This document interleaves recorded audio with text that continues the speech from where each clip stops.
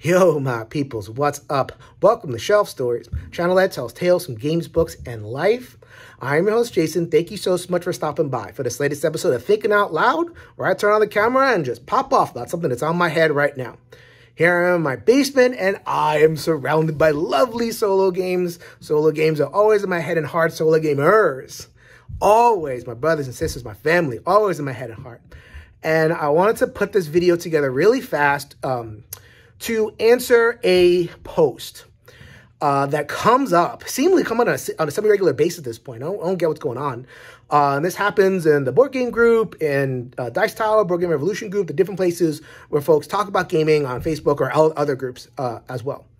It'll go something like this, and it'll be like wondering about solo gaming. Solo gaming, I don't get it. I tried it. I was thoroughly bored. I just made me want to go play games with my friends. Board games are made to be social. If I want to play a board game, I'll play a video game. Someone out there help me understand, convince me why solo gaming is such a draw for you, etc., etc. And then you see kind of this collective groan occur amongst the solo gaming community. 200, 300 comments explaining why they prefer solo gaming, or just kind of expressing exasperation that this question keeps on coming up again and again. So I'm going to put together a quick video. Whenever I see this thread come up in different places, I'm just going to post this video over and over again. Don't care. And I invite you, if you notice that this question being asked and you don't want to go into the whole explanation again, link in the video. There you go. So this is my defense and my celebration of solo games and solo gamers. The key flaw in the thinking is the idea that board games are inherently social. Board games are great at being social, but that's kind of an old technology approach to this thing. Back in the day, when Parker Brothers and Milton Bradley were roaming the land, yes, board games were primarily social. They grew up in the suburbs. Families got together. They popped the bubble, or they rolled the dice, or whatever it is that you did in a Milton Bradley or mass market board game that was meant for families.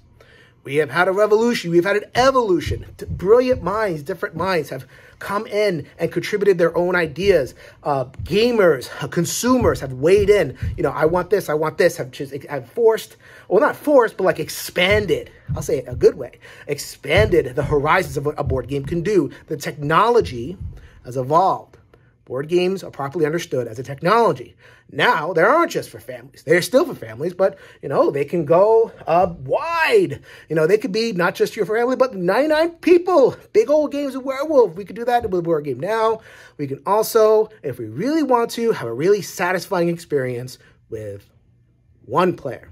Satisfying intellectually, satisfying aesthetically, satisfying imaginatively.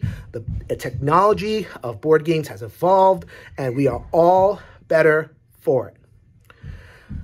The reason why I'm putting together this video is well, twofold. And when it comes to specifically the people that question why solo gaming is so awesome, why we keep on doing it, you can be, you know, curious. You can ask the question, but there's a way that the question keeps getting asked. And let me articulate two things. Number one, this idea that solo gaming is weird. We're weird. You know, I don't get it. Play a video game, not a board game. You know, if you're playing a solo game, there must be something wrong.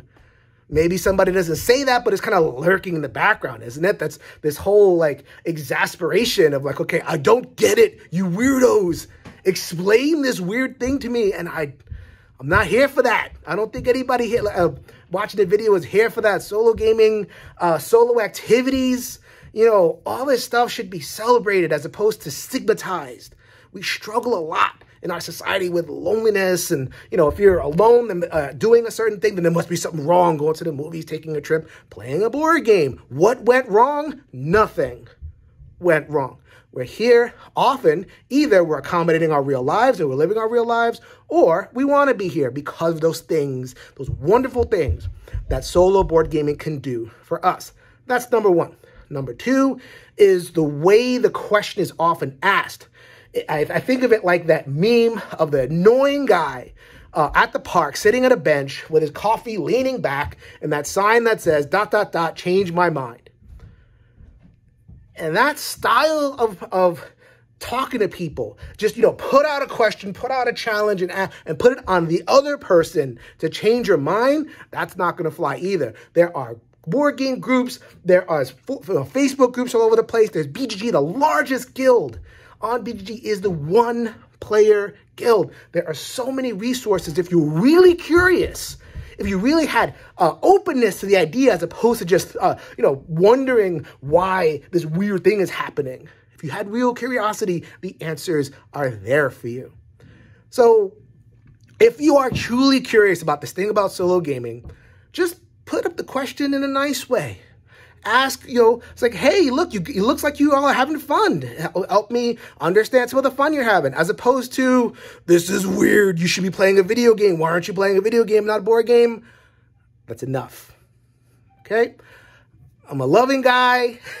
I get a little bit exasperated, but at the end of the day, I want to turn that around into love. In this particular case, I'm going to show all the love in the world to my brothers and my sisters, my family, the solo gaming community out there. And to all those people who are wondering about what's going on, I can invite you, change your mind. You can change the world. Later, everybody.